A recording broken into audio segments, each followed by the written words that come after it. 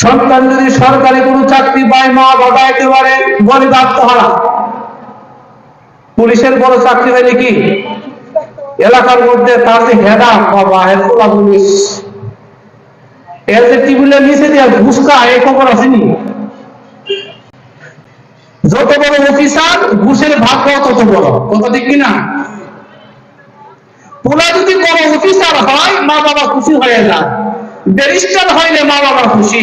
কিন্তু একটা ছেলে বা একটা মেয়ে যদি আলেমা হয় খুশি হতে চায় না। যারা খুশি হয় আল্লাহ বলছেন তারা হলেন আল্লাহর পরিবার। সুবহানাল্লাহ বলেন। কোরআনের সাথে যারা সম্পর্ক রাখবে, হাদিসের সাথে যারা সম্পর্ক রাখবে, তারা হলেন আহলুল্লাহ, আল্লাহর পরিবার।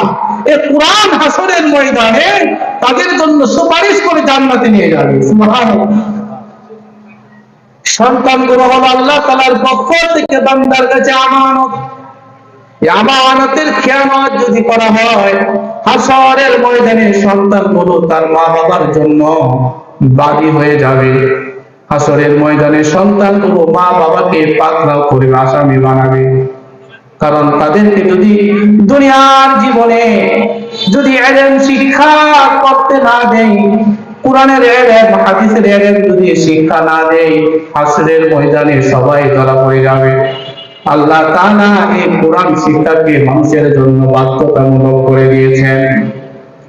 এজন্য নিজ সন্তানগুলোকে ছোট্ট অবস্থায় কোরআন শিক্ষা দেওয়া। আজকাল আমাদের বক্তব্যগুলো শেষ হয়ে গেছে।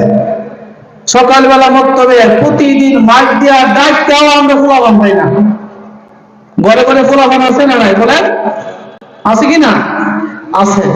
প্রতিদিন মাইক দিয়ে রাখা লাগে বক্তব্যে আইসা পড়ার জন্য। আর কিন্ডার গার্ডেনে পড়াইতে গেলে ফজর যদি বলে ভোর 5টা বাজে নিয়ে যাইতে হইব, বাপ মা সবাই 4টা বাজে উঠতে হয়, পুরারে গোসল করাবার লাগে উঠে দেয়। কথা ঠিক কিনা বলেন? এই যে একটা এহানত কোরআন শিক্ষার প্রতি, এই যে একটা অবহেলা, হাসরের ময়দানে যদি আল্লাহ তাআলা ধরেন যে কোরআন শিক্ষার প্রতি এত অবহেলা কেন করেছিলে, কোনো জবাব আছে? বলেন তো, আছে? অথচ এটাই ছিল বান্দার জন্য সর্বপ্রথম শিক্ষা। এই কোরআনের শিক্ষাটাই ছিল আসল। পৃথিবীতে সভ্যতা শিক্ষা দিয়েছে কেবলই কোরআন এবং সুন্নাহ।